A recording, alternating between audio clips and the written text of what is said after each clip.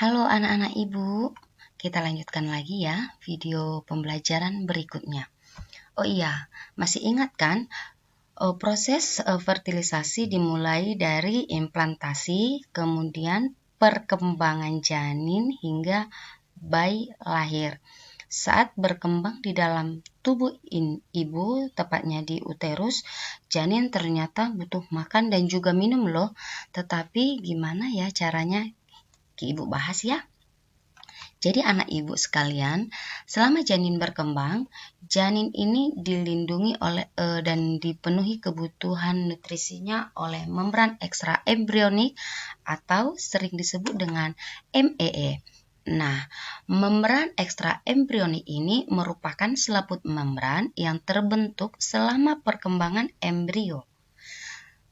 Beberapa MEE ini terdiri dari ada amnion, Saccus vitellinus, chorion, dan allantois. Nah, sekarang kita bahas satu-satu. Yang pertama adalah amnion.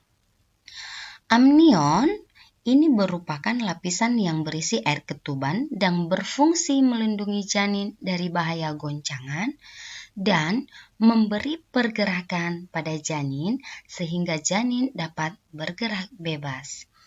Kemudian ada dia yang disebut dengan Saccus vitellinus. Saccus vitellinus ini bisa disebut juga dengan kantung kuning telur. Saccus vitellinus ini merupakan lapisan yang memiliki fungsi sebagai pemberi nutrisi saat awal perkembangan embrio.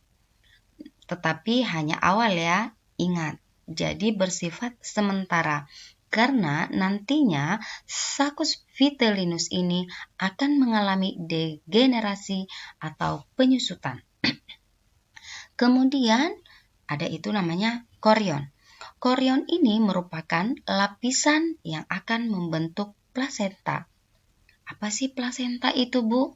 Jadi, plasenta ini merupakan organ sementara yang memiliki fungsi utama untuk menyalurkan nutrisi ke janin yang berasal dari ibu. Jadi, kalian sudah tahu ya bahwa fungsi Saccus vitellinus yang mengalami degenerasi tadi akan digantikan oleh si plasenta ini. Nah, ternyata janin juga akan berkembang di dalam tubuh ibu itu karena memperoleh asupan nutrisi dari ibu melalui plasenta tadi. Nah, sekarang kita masuk di lapisan yang terakhir yaitu allantois. Allantois merupakan lapisan yang berfungsi untuk pertukaran gas dan mengumpulkan cairan urin bagi embrio. Oh iya, semua membran ekstra embrionik ini hanya bersifat sementara ya, karena hanya ada dan berfungsi selama janin ada di dalam kandungan. Ingat ya, atau masih di dalam tubuh ibu. Oh iya, anak ibu sekalian, selain memberikan nutrisi untuk janin, plasenta juga berperan untuk menghasilkan hormon HCG atau human chorionic gonadotropin.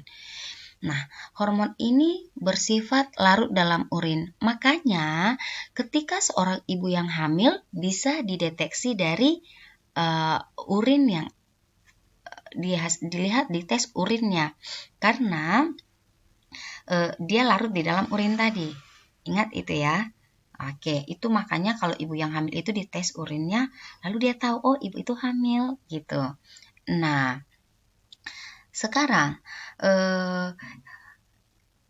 kita akan lanjut tentang bagaimana sih kehamilan itu terjadi apabila dia anak yang kembar.